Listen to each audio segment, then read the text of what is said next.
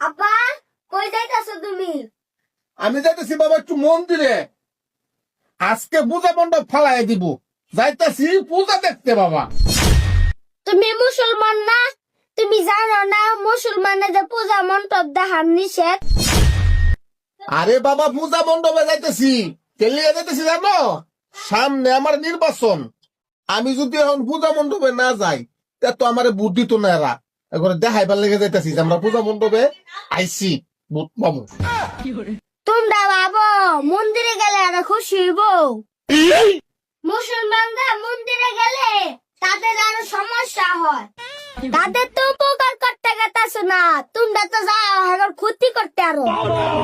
আরে বেটা আমি গেলে এত ক্ষতি হইতো গেলিগা, আমি কে করবে খাইবার যাই? আমি যাই আমি এলাকার মেম্বার, আমার দ্বারাতে ওদের উপকার হইব। আমি গেলে কোনো মানুষের গন্ডগোল করতো না, সেই কারণে আমি যাইতেছি। হ্যাঁ আমি জানি কিরকম উপকার করবা, টুপি পরছো জীবন নামাজ পড়ো না। বেটা আমি কে হ্যাঁ করে যাইতেছি মনে করছেন খাইবার লাগিয়া? আমি তো যাই করে দেখাইবার লাগিয়া। সামনে নির্বাচন আইতেছে, ভোট আইতেছে, আমি কোন ক্রম খালি কিছু ভোট পাইলাই ফাঁস করে লাই এলাকার ওরা তো করে জিগাইতাম না। তুমি যা মন চাই তাই করো, কিন্তু তুমি মন্দিরে যাইতে পারতা না, কারণ তুমি মুসলমান। আমি মাদ্রাসায় পড়ি, আমারে মানুষে খারাপ কয়। তুমি ছোট মানুষ, এটা বুঝতে না। তুমি মাদ্রাসার যাও, ওইখানে গিয়ে আল্লাহ বিল্লাহ করো, আমি যাই কি আমার মন্দির।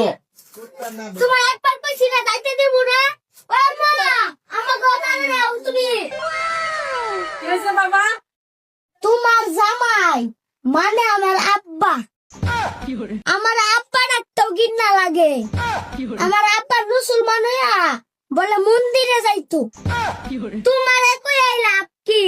তুমি তো বেটা বেটাই টিয়া সুদে লাগাও।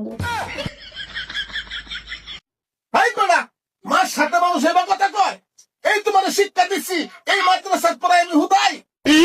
মাদ্রাসায় পড়ে কি বউ? তোমার বই খাই সুদ আর তুমি যাও মন্দিরে, তাহলে আমার মাদ্রাসায় পড়ে লাভটা কি হইলো? বাবা মার সাথে ভালো ব্যবহার করবা। তুমি মাদ্রাসা পড়ো, বাবা মা হলো জান্নাত। বাবা মার কাছে আদর্শ পাইবা, জান্নাতের চাবি পাইবা। বুঝাইতে পারছি? আজকের পর থেকে বাপ্পার সাথে কাজুবি করবা না, থাকো বাড়িতে, যাও বাসায় গিয়ে খাওয়া দাওয়া করে মাদ্রাসায় যাও। আমি যাইতেছি এখন মন্দিরে। দাঁড়াও, তোমার সাথে আবার একটা কথা আছে। তুমি যদি আজকে মন্দিরে যাও তাহলে তোমার